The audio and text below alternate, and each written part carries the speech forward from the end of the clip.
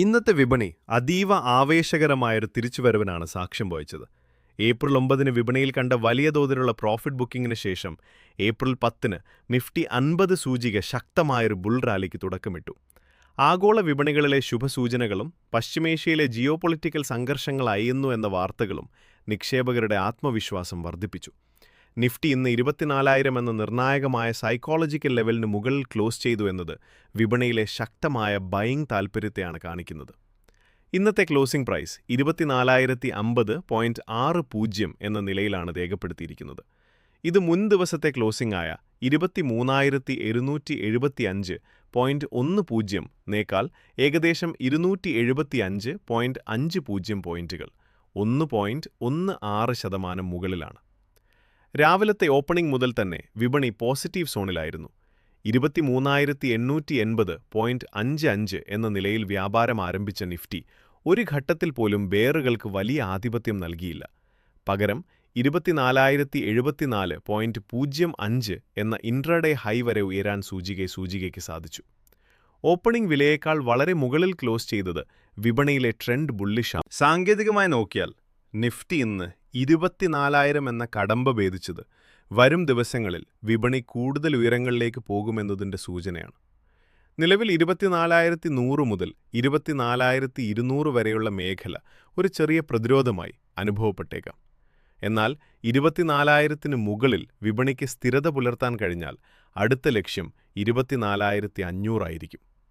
Support ലെവലുകൾ പരിശോധിക്കുമ്പോൾ 23,850 മുതൽ 23,900 വരെ മേഖല ഇപ്പോൾ ശക്തമായ ഒരു സപ്പോർട്ടായി മാറിയിട്ടുണ്ട്. ഏതെങ്കിലും കാരണവശാൽ വിപണി താഴേക്ക് വരികയാണെങ്കിൽ 23,750 ലെവലിൽ വലിയ ബയിങ് സപ്പോർട്ട് പ്രതീക്ഷിക്കാം. ക്യാൻഡിൽ സ്റ്റിക്ക് പാറ്റേണുകൾ ശ്രദ്ധിച്ചാൽ ഇന്നത്തെ ഡെയിലി ചാർട്ടിൽ ഒരു സ്ട്രോങ് ബുള്ളിഷ് ക്യാൻഡിലാണ് രൂപപ്പെട്ടിരിക്കുന്നത്. മുൻ ദിവസത്തെ ബെയറിഷ് ക്യാൻഡിലിനെ മറികടക്കുന്ന രീതിയിലുള്ള ഈ നീക്കം വിപണിയിൽ ആധിപത്യം വീണ്ടെടുത്തു എന്ന് വ്യക്തമാക്കുന്നു. മൂവിംഗ് ആവറേജുകളുടെ കാര്യമെടുത്താൽ നിഫ്റ്റി അതിൻ്റെ പ്രധാനപ്പെട്ട ഷോർട്ട് ടേം മൂവിംഗ് ആവറേജുകളായ 20-ഡേ EMAയ്ക്കും 50-ഡേ EMAയ്ക്കും മുകളിലാണ് വ്യാപാരം നടത്തുന്നത്. വിപണി 200-ഡേ EMAയിലേക്ക് അടുക്കാനുള്ള ശ്രമത്തിലാണ്. ഇത് ദീർഘകാല ട്രെൻഡ് പോസിറ്റീവായി മാറുന്നതിൻ്റെ ആദ്യ ലക്ഷണമായി. ഇന്നത്തെ വിപണിയിലെ അഡ്വാൻസ് ഡിക്ലൈൻ റേഷ്യോ വളരെ മികച്ചതായിരുന്നു. ഏകദേശം 1,919 ഓഹരികൾ ലാഭത്തിൽ ക്ലോസ് ചെയ്തപ്പോൾ 378 ഓഹരികൾ മാത്രമാണ് നഷ്ടം രേഖപ്പെടുത്തിയത്. ഇത് വിപണിയുടെ ആഴം, മാർക്കറ്റ് ബ്രെത്ത് എത്രത്തോളം ശക്തമാണെന്ന് കാണിക്കുന്നു. നിക്ഷേപകർ എല്ലാ മേഖലകളിലും ബയിങ് താൽപ്പര്യം പ്രകടിപ്പിച്ചു.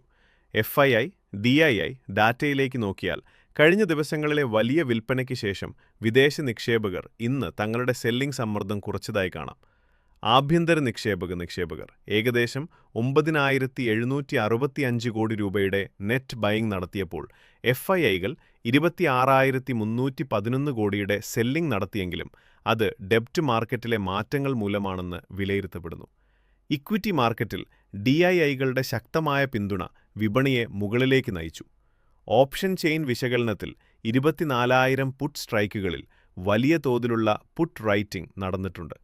ഇത് 24,000 എന്നത് വിപണിക്ക് ഇനിയൊരു ശക്തമായ കോട്ടയായി മാറുമെന്ന് സൂചിപ്പിക്കുന്നു. മുകൾ വശത്ത് 24,200 ലെവലിലാണ് ഇനി കോൾ റൈറ്റേഴ്സ് വലിയ തടസ്സം സൃഷ്ടിക്കാൻ സാധ്യതയുള്ളത്. സെക്ടറുകളുടെ കാര്യത്തിൽ ബാങ്ക് നിഫ്റ്റി ഇന്ന് വിപണിയുടെ നട്ടെല്ലായി പ്രവർത്തിച്ചു.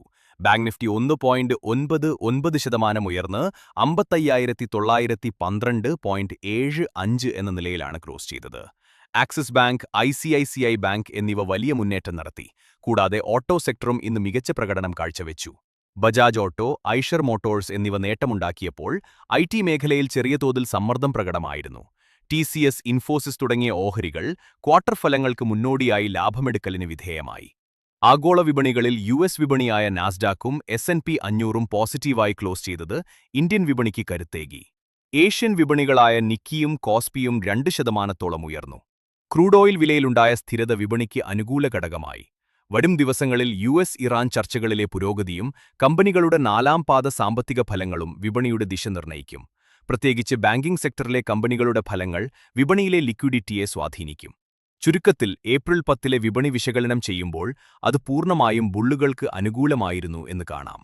24,000 എന്ന കടമ്പ വിജയകരമായി മറികടന്നത് അടുത്ത വാരത്തിൽ വിപണി കൂടുതൽ റെക്കോർഡുകൾ ഭേദിക്കാനുള്ള സാധ്യത വർദ്ധിപ്പിക്കും. ഈ വീഡിയോയിൽ നൽകിയിട്ടുള്ള വിവരങ്ങൾ പൂർണ്ണമായും വിദ്യാഭ്യാസ ആവശ്യങ്ങൾക്കും വിപണിയെക്കുറിച്ചുള്ള അവബോധം നൽകുന്നതിനും മാത്രമുള്ളതാണ്.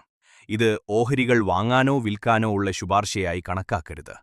ഓഹരി വിപണിയിലെ നിക്ഷേപങ്ങളും വ്യാപാരവും വലിയ തോതിലുള്ള സാമ്പത്തിക നഷ്ടസാധ്യതകൾക്ക് വിധേയമാണ്. ഈ വീഡിയോയിലെ വിശകലനങ്ങളെ മാത്രം അടിസ്ഥാനമാക്കി നിക്ഷേപ തീരുമാനങ്ങൾ എടുക്കാതിരിക്കുക. ഏതെങ്കിലും തരത്തിലുള്ള നിക്ഷേപങ്ങൾ നടത്തുന്നതിനു മുൻപ് സ്വന്തമായി പഠനം നടത്തുകയോ സെബി അംഗീകൃത സാമ്പത്തിക ഉപദേഷ്ടാവിന്റെ സഹായം തേടുകയോ ചെയ്യേണ്ടതാണ്. ഈ വീഡിയോയിലെ വിവരങ്ങൾ ഉപയോഗിക്കുന്നത് മൂലമുണ്ടാകുന്ന ലാഭനഷ്ടങ്ങൾക്ക് ചാനൽ ഉടമയോ ഉത്തരവാദികളായിരിക്കില്ല.